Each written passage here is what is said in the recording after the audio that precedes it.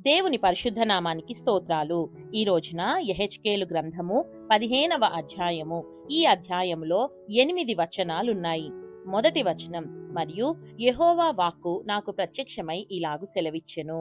రెండవ వచనం, నరపుత్రుడా, ద్రాక్ష చెట్టు కర్ర అడవి చెట్లలోనున్న ద్రాక్ష చెట్టు కర్ర తక్కిన చెట్ల కర్ర కంటెను ఏమైనా శ్రేష్టమా? మూడవ వచనం, ఏ పనికైనను దాని కర్రను తీసుకొందురా? ఏ యొక్క ఉపకరణము తగిలించుటకై ఎవరైనా దాని కర్రతో మేకునైనను చేయుదునా? నాలుగవ వచనం, అది పొయ్యికే సరిపడును గదా. అగ్నిచేత దాని 2 కొనలు కాల్చబడి నడుమ నల్లబడిన తరువాత అది మరి ఏ పనికైనను తగునా? ఐదవ వచనం, కాలకముందు అది ఏ పనికిని తగకపోయెనే, అగ్ని దాని యందు రాజి దాని కాల్చిన తరువాత అది పనికి వచ్చునా?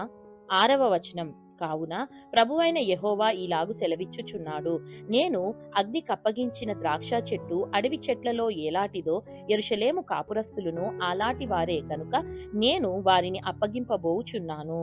ఏడవ వచనం, నేను వారి మీద కఠిన దృష్టి నిలుపుదును. వారు అగ్నిని తప్పించుకొనినను అగ్నియే వారిని దహించును. వారి ఎడల నేను కఠిన దృష్టి గలవాడనై ఉండగా నేనే యెహోవానని మీరు తెలుసుకొందురు. ఎనిమిదవ వచనం, వారు నా విషయమై విశ్వాసఘాతకులైరి గనుక నేను దేశమును పాడు చేసేదను. ఇదే ప్రభువగు యెహోవా వాక్కు.